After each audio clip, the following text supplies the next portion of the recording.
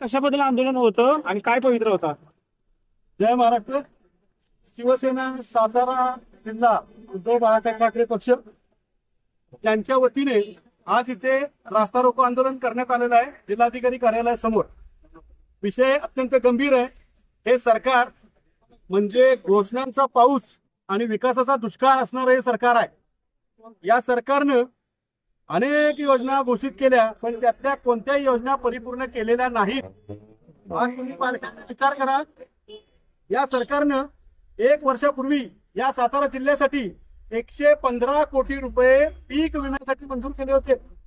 यापैकी केंद्र शासनानं त्यांचा हिस्सा दिला, यापैकी पीक विमा कंपनीने त्यांचा हिस्सा दिला.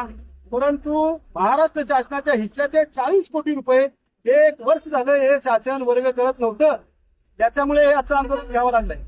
दुसरी गोष्ट 2017 पासून ज्या कर्जमाफी झाली त्याच्या वेळेस प्रामाणिकपणे कर्ज भरणाऱ्या शेतकरी वर्गाला जे सानुग्रह अनुदान या शासनानं डिक्लेअर केलं होतं त्यातला 1ही रुपया आज सगळ्याच शेतकऱ्यांना मिळालेला नाही. तिसरी गोष्ट किसान सन्मान योजनेच्या अंतर्गत शेतकऱ्यांना जो निधी सेंट्रल कडून येतो त्याची अत्यंत अनियमितता आहे.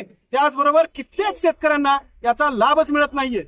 अनेक भागामध्ये दुर्गम भागामध्ये वन्यजीवांपासून शेतकऱ्यांचं प्रचंड नुकसान होते परंतु त्या गोष्टीची भरपाई शासनाकडनं त्या स्वरूपात मिळत नाही. आज शासनानं सोयाबीनला 4849 रुपये हमीभाव जाहीर केलेला आहे पण या ठिकाणचे व्यापारी शेतकऱ्यांची लूट करत आहेत. 4142 रुपये मध्ये सोयाबीन खरेदी केलं जात आहे. शेतकऱ्याचा उत्पन्नाचा खर्च देखील निघत नाही. मात्र हे सरकार आपल्या डोळ्यासमोर निवडणुका ठेवून लाडक्या बहिणींचे पैसे मात्र वेळेत वर्ग करते. हे लबाड सरकार आहे.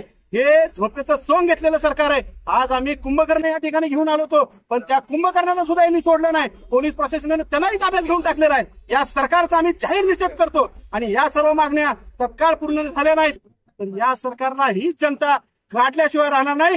जय हिंद, जय महाराष्ट्र.